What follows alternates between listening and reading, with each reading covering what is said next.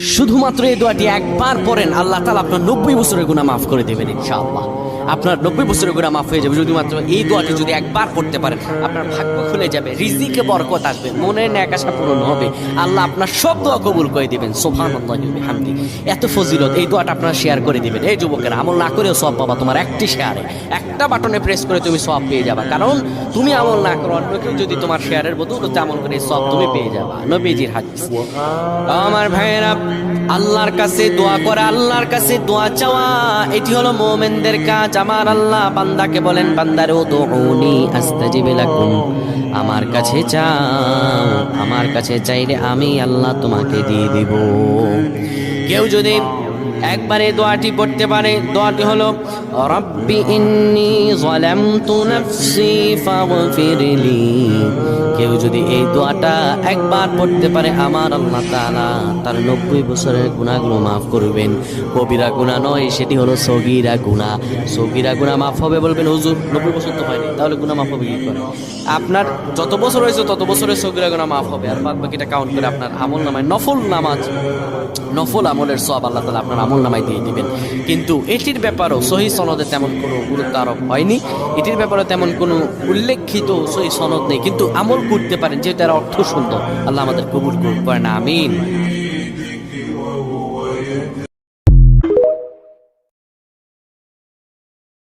শুধুমাত্র এই দোয়াটি একবার পড়েন, আল্লাহ তাআলা আপনার 90 বছরের গুনাহ মাফ করে দেবেন ইনশাআল্লাহ। আপনার 90 বছরের গুনাহ মাফ হয়ে যাবে শুধুমাত্র এই দোয়াটি যদি একবার পড়তে পারেন। আপনার ভাগ্য খুলে যাবে, রিজিকে বরকত আসবে, মনের ন্যাক আশা পূরণ হবে, আল্লাহ আপনার সব দোয়া কবুল করে দিবেন। সুবহানাল্লাহি ওয়া বিহামদি। এত ফজিলত, এই দোয়াটা আপনারা শেয়ার করে দিবেন। এই যুবকেরা, আমল না করেও সওয়াব পাবা। তোমার একটি শেয়ারে, একটা বাটনে প্রেস করে তুমি সওয়াব পেয়ে যাবা। কারণ তুমি আমল না করো, অন্য কেউ যদি তোমার শেয়ারের বদৌলতে আমল করে সওয়াব তুমি পেয়ে যাবা। নবীজির হাদিস। আমার ভাইয়েরা, আল্লাহর কাছে দোয়া করা, আল্লাহর কাছে দোয়া চাওয়া, এটি হলো মুমিনদের কাজ। আমার আল্লাহ বান্দাকে বলেন, বান্দারে উদউনি আস্তাজিব লাকুম, আমার কাছে চাও, আমার কাছে চাইলে আমি আল্লাহ তোমাকে দিয়ে দিব। কেউ যদি একবারে দোয়াটি পড়তে পারে, দোয়াটি হলো রব্বি ইন্নী যালামতু নাফসি ফাগফিরলি। কেউ যদি এই দোয়াটা একবার পড়তে পারে, আমার আল্লাহ তাআলা তার 90 বছরের গুনাহগুলো মাফ করবেন।